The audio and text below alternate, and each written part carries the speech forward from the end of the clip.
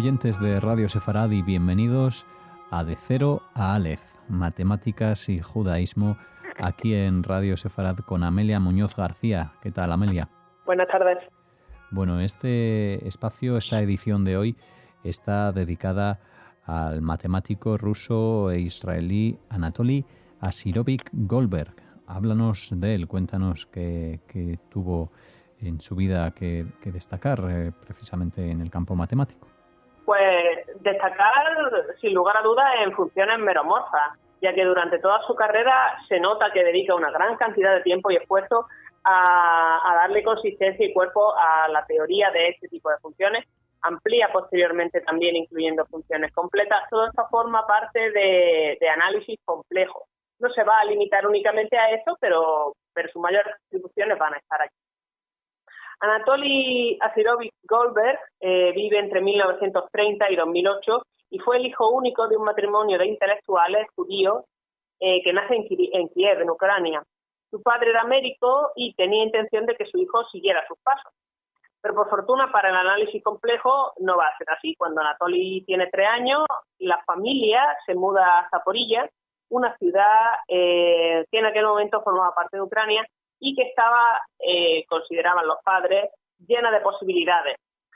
Sin embargo, tras la invasión nazi de la Unión Soviética en 1941, también va a estar llena de tropas alemanes, con lo que tanto la madre como el hijo se ven obligados a huir. Ellos huyen de la guerra y van a ser evacuados junto con toda la maquinaria industrial recién puesta que los soviéticos son capaces de sacar.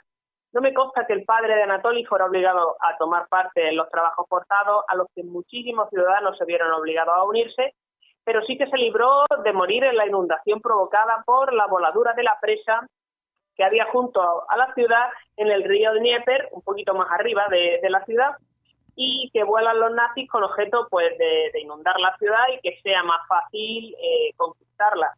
Posteriormente a la toma de la ciudad hay bastantes asesinatos, de lo cual también se libra el padre de Goldberg, y como se pueden imaginar, en el momento en el que las tropas alemanas toman la villa, ¿no? Pues los trabajos forzados se inician para restaurar la presa que formaba parte de una central de una central hidroeléctrica de mucha importancia dentro de la sociedad en esa parte del país. Entonces intentan recuperar la presa, de hecho lo van a llegar a conseguir, intentan restituir el centro industrial que era la ciudad y bueno, tras el fin de la guerra la familia decide trasladarse a otro sitio. Ellos se van a establecer en Leópolis, tomada por los rusos en 1944 e incorporada a la Unión Soviética unos 2 años después de manera formal. Esto es relevante porque los rusos, los soviéticos, ponen una gran cantidad de leyes y restricciones, entre otras, que en las escuelas y universidades las clases se tienen que dar en ucraniano y no en polaco. Eso nunca. Esto va a ser ciertamente caótico, ya que los libros de la biblioteca de la universidad van a estar casi todos en polaco. Volveré sobre esta idea más adelante, pero ya se pueden imaginar por dónde van los tiros. No tienen material. Anatoly, con 15 años aún, acaba el instituto sin problema y gana la Olimpiada en Matemáticas, quedando el primero. En vista de su buenísimo resultado, el presidente del tribunal lo convence para que estudie matemáticas. Dudo que tuviera que insistir mucho porque él ya había dado muestras de interés. Así que en 1947 se va a enrolar en la facultad, en el Departamento de Física y Matemáticas de la Universidad de Leópolis. Goldberg va a tardar 5 años en completar su graduado y en escribir el equivalente actual al trabajo fin de grado, titulado Sobre un problema en la teoría de distribución de valores en funciones meromorfas, iniciando su carrera como investigador. En análisis de variable compleja, una función meromorfa es una función holomorfa en todo su dominio, salvo en un conjunto de puntos aislados llamado cono. Vale, pero ¿eso qué es? Bueno, pues si recuerdan en el instituto, una función continua era aquella que se podía dibujar sin levantar el lápiz del papel. Ajá. Si además no hacía pico, no hacía cambios bruscos de dirección, se decía que era derivable. Imaginen eso en dimensión 2. En vez de dibujar una línea, dibuja un plano, una especie de lámina de goma, por ejemplo. Bien, pues si la función o la lámina no tiene agujeros ni hace pliegues con aristas, se dice holomorfa. Y si tiene agujeros o forma un pico, pero de un solo punto, no una arista. Y estos picos son en lugares aislados, entonces se trata de una función meromorfa. Tiene defectillos, pero son defectillos ignorables. Como pueden imaginarse, los fenómenos en la naturaleza suelen ser regulares, salvo en momentos puntuales, por lo que estas funciones tienen aplicaciones en ciencia en general, pero sobre todo en el propio análisis complejo, donde son una de las piezas fundamentales de la rama. Un aspecto a destacar de este trabajo es que se dividió en parte y se va a publicar de tal modo que los contemporáneos de Goldberg van a tener la posibilidad de usar su contenido, y así lo hacen, pues no solo era análisis funcional una de las escuelas principales, sino la que más, de la Facultad de Leópolis, sino que los resultados de Anatoly fueron los más importantes, eran lo último de lo último durante 2 décadas, sin lograrse hacer avances que los superaran o los dejaran obsoletos. Decía antes a medias la historia de la Escuela de Matemáticas en Leópolis. Pues bien, cuando los rusos toman la ciudad por primera vez se encuentran con que la Primera Guerra Mundial había desmantelado totalmente la facultad, y se hacen numerosos nombramientos, entre otros los de Hugo Steinhaus, un matemático judío polaco de importancia superlativa, y Stefan Banach, que también va a ser de importancia superlativa, pero no era polaco. Digo, sí que era polaco, no era judío.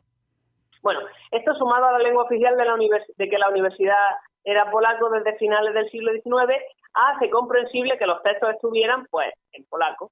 Entonces, al llegar Stalin al poder, se hace limpieza y hay una nueva restauración de la universidad. Se contrata sangre nueva, venida de otras ciudades, y se instituye la política antisemita característica de las universidades soviéticas de la época. Entonces, ¿por qué estoy mencionando todo esto? En parte para que se hagan una idea de por qué Goldberg va a tener dificultades para poder estudiar allí, y en parte porque esto ilustra por qué el trabajo posterior de Anatoly va a incluir traducciones de otros autores de libros y artículos con objeto, pues, de poner al día a su tierra, ¿no? En la medida de lo posible. Confraternizar con los del otro lado no estaba muy bien visto. Él va a publicar en ruso siempre que le era posible, y va a ayudar a avanzar esta rama de funciones meromorfas, ya que la idea de basarse en textos pasados no tenía allí mucho sentido, dado que no eran accesibles. Entonces, Leópolis lo que intenta es avanzar en matemáticas, tal y como pasa en otras ciudades, principalmente de Polonia.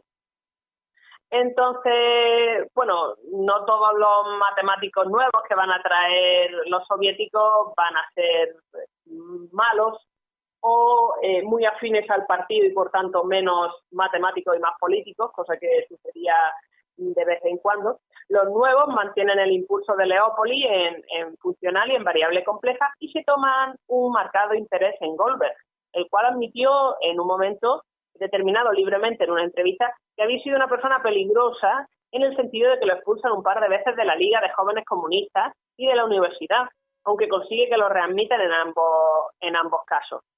Lo van a acusar de liberalismo burgués, y va a perder algunos privilegios, y también lo van a acusar de no estar vigilante como joven comunista. Por otro lado, no es de extrañar que entre ser judío y ser poco ferviente en su espíritu, no lo admiten en el programa de doctorado, y se tiene que buscar un trabajo como profesor de escuela. Esto será en 1952. Al año siguiente muere Stalin y Anatoly cree que ya sí lo van a admitir, pero no es así. Durante mucho tiempo había estado impuesta cierta política y va a continuar, va a ser demasiado pronto para él. Así que ni corto ni perezoso se pone a estudiar por su cuenta, se presenta a los exámenes necesarios para obtener el doctorado sin haber recibido clases, escribe la tesis sin director, eso sí, con alguna ayuda externa, y en 3 años la presenta en 1955. Se tituló su tesis sobre problemas en la teoría de distribución de valores en funciones meromorfas. Como pueden ver, va en la misma línea que lo anterior, dado que era lo que más le interesaba. Anatoly había vuelto a Leópolis en 1954 para trabajar en la Escuela de Economía y Comercio, pero tiene que irse a Uzhgorod, ya que es allí donde le ofrecen un puesto como profesor. Afortunadamente, la tesis y sus consecuencias matemáticas lo hacen entrar en contacto con investigadores de Cracovia, particularmente con Ostrowski, con quien escribe su famosa monografía La distribución de valores de funciones meromorfas, en 1970. Este texto responde con éxito a cuestiones referentes a la teoría a la que se hace referencia en el título, que lidia con la medición de cuántas veces una función compleja toma cierto valor según la variable independiente va creciendo. Pivota en torno a dos resultados trascendentales, que va a ser el teorema de Picard, el pequeño teorema de Picard, que dice que una función completa no constante es tal que su imagen es el plano complejo o el plano complejo salvo un punto. Entonces, cuando solamente tiene una variable, se habla de la teoría de Nevalina, con ciertos resultados exclusivos. Goldberg, en su libro, trata de ver hasta qué punto la teoría de Nevalina en funciones meromorfas es definitiva y dónde se puede seguir avanzando. Eso no se limita solamente a las teoremas, sino también a las conexiones de esta teoría con otras ramas, con funciones con distintas características y, bueno, un largo etcétera. Goldberg y Ostrowski, como expertos totales en la materia, estaban en posición de hacer una revisión definitiva y total del material existente respecto a la teoría de funciones meromorfas. Y esto va a ocurrir, bueno, mucho después, no ya de que Anatoly se fuera a Uzhgorod, sino de que volviera del destierro, podríamos decir, 8 años después. Digo destierro porque la ciudad era y es chiquitita y estaba cerca de la frontera con Eslovaquia y con un centro educativo universitario de moderada influencia. Entonces, como vemos, Goldberg no se estuvo quieto estos años y para 1963 vuelve a su alma mater, cosa que él había estado persiguiendo, alcanzando el rango de profesor de pleno derecho 2 años después, tras presentar un trabajo enorme, un equivalente a una tesis número 3, y justo después del ascenso monta un seminario sobre la misma rama en la que él es líder, que llevará durante 32 años hasta su jubilación en el 97. Hay que mencionar que dentro de las más o menos 170 publicaciones de Anatoly se pueden encontrar algunas sobre distintos temas, como por ejemplo pues ecuaciones diferenciales, superficie de Riemann, funciones cuartmónicas, funciones algebraicas, etcétera.